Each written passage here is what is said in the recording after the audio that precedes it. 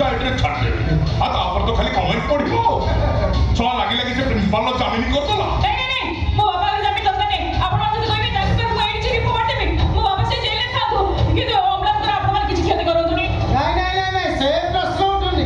ମାନେ ପୋଲିସ ଏଇ ଅପରାଧୀର କାମ କରୁଛି। ନିଶା ବେପାରୀଙ୍କୁ ସେ ଧରିବା କଥା ନିଜେ ନିଶା ବେପାର କରୁଛି। ପୋଲିସ ଏ ପିସିଆର ଭ୍ୟାନରେ ବ୍ରାଉନ ସୁଗାର ବେପାର ଅଛି। ନାଇଁ ଏ ସବୁ ମିଛ। ମୁଁ ସବୁ ଜାଣିଛି। ମୁଁ ସବୁ ଶୁଣିଛି। ଏଥିରେ ଅମ୍ଳାନଙ୍କର କିଛି ଦୋଷ ନାହିଁ। ମୋର ଆପଣମାନେ ସମସ୍ତେ ଫସେଇ ଦେବା ଗୋଟେ ଚକ୍ରବ୍ୟୁହ ରଚନା କରିଛନ୍ତି। ଚକ୍ରବ୍ୟୁହ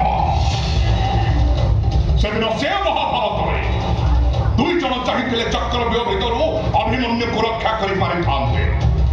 ଜଣେ ହେଉଛନ୍ତି ଭଗବାନ ଶ୍ରୀକୃଷ୍ଣ ଆଉ ଜଣେ ହେଉଛନ୍ତି ଗାଣ୍ଡିବଧାରୀ ଅର୍ଜୁନ। କିନ୍ତୁ ଏ ମହାଭାରତରେ ଶ୍ରୀକୃଷ୍ଣ ଅର୍ଜୁନ ଅଲଗା ଅଲଗା ନୁହନ୍ତି। ମୁଁ ଭଗବାନ ଶ୍ରୀକୃଷ୍ଣ ମୁଁ ବି ଗାଣ୍ଡିବଧାରୀ ଅର୍ଜୁନ। ମୁଁ ଚାହିଁଲେ ଅମ୍ଳାନ ବଞ୍ଚିବ। ନହେଲେ ସେଟାକୁ ଜେଲ୍ ହବ, ମାଟ ଖାଇବ, ସେ ତା ଚାକିରିଟା ବି ଯିବ। ମ୍ୟାଡ଼ାମ ଗୋଟେ କାମ କରିବି ସେ ଅମ୍ଳାନ ମହାପାତ୍ରକୁ ଯେତେବେଳେ ବାହାଗାଡ଼ି କରିବି ମତେ ଖାଲି ଫୋନ କରି ଡାକିବେ। ମୁଁ ଯାଇ ଗୋଟେ ଭିଡ଼ିଓ କରି ମୋ ଇନଷ୍ଟାରେ ଛାଡ଼ିଦେବି ଆଉ ଟ୍ୟାଗ୍ ଲାଇନରେ ଲେଖିଦେବି ଲେଡିଜ୍ ପୋଲିସ ଅଫିସରଙ୍କ ଠାରୁ ମାଡ଼ ଖାଇଲେ ଜେଣ୍ଟସ୍ ପୋଲିସ ଅଫିସର। ପ୍ରଥମ କମେଣ୍ଟ କରା ମୁଁ ଲେଖିବି। କ'ଣ ଲେଖିବୁ? ମୁଁ ଲେଖିବି ଅମ୍ଳାନ ମହାପାତ୍ର ପୋଲିସ ଡିପାର୍ଟମେଣ୍ଟ ପାଇଁ କଳଙ୍କ। ସେଟାକୁ ଫାଶୀ ଦେଇଦିଅ।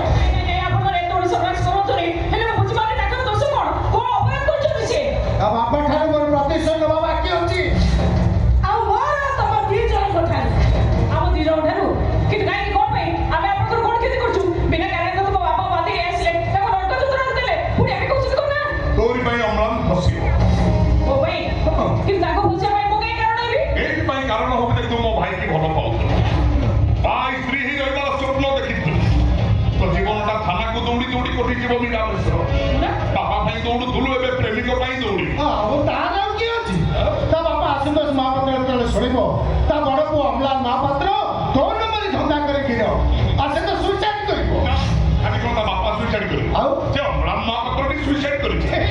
ଆପଣମାନେ ଏତେ ବଡ଼ ସମାଜ କରନ୍ତୁ ନହେଲେ ଆପଣମାନଙ୍କୁ ଧର୍ମ ସହିବନି। କୋଉଠି ଥିଲା ଆମେ ସେ ଧର୍ମ? ଯେତେବେଳେ ବିନା ଦୋଷରେ ତା ବାପା ମୋ ବାପାଙ୍କୁ ଜେଲ୍ ପଠେଇଥିଲା।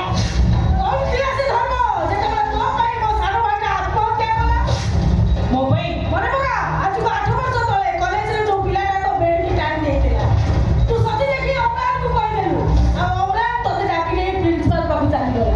ଯୋଉଥିପାଇଁ ମୋ ଭାଇ କଲେଜରୁ ବିଦା ହେଲା।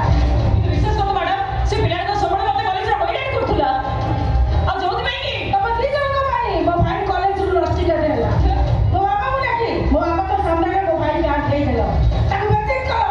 ମୋ ବାପା କାନ୍ଦିଲେ 100 ଟଙ୍କାରେ ମୋ ଭାଇଟା ଆତ୍ମହତ୍ୟା କଲା। ଅମରି ମୂଳେ ରହୁଛି ସେ ଅମ୍ଳାନ।